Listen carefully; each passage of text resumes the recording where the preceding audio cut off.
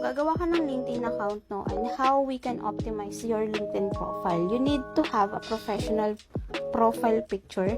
Katulad nito, dapat maayos-ayos naman yung mga picture natin, no. You can use high quality professional headshot. You can ensure na dapat you are dressed properly kung half body yung gagamitin mo. You can smile, syempre. Make sure na maganda yung pagkakakuha sa'yo. You have to add compelling headline then. Let's say, ano ba yung position or skill mo? Kailangan kita agad yan dito.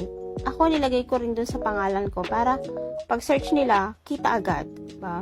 Next is, you should include keywords na relevant dun sa industry mo or profession. So, just like this, meron akong FB ad strategies dito, meron pa rin dito, may paid socials pa dyan. And then, pagdating dun sa about section, meron ding Facebook advertising, strategies, e-commerce brand. So, related siya dun sa mga ginagawa ko or skill ko. Ayan. So, yan yung, kailangan mo din i-highlight yung, ano ba yung ginagawa mo unique or value para sa clients mo dun sa role or skill na meron ka.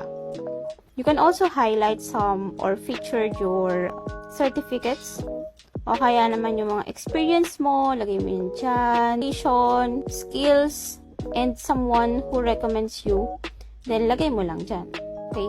So, next is, punta ka rin sa homepage or sa feed mo.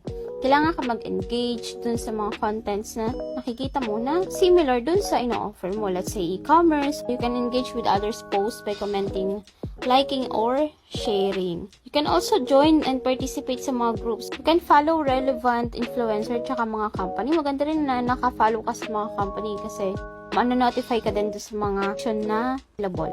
So, o kaya naman, once you're good enough na yung profile mo, you can go to jobs and you can search for a skill na hinahanap mo. Let's say, Facebook ads. So, Facebook ads, mga ganyan. Lalabas yan sa'yo. Pwede mo siyang applyan. So, yun, just stay active and consistent. Kung kailangan mo i-update yung profile mo with yung accomplishment o kaya skills, just add it on your LinkedIn profile.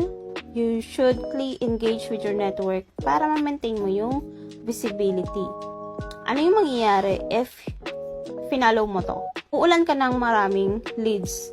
Diba? Sila na yung lalapit sa'yo na naghahanap sila ng ganitong position, if you are available, yan. And then, ikaw na yung pipili.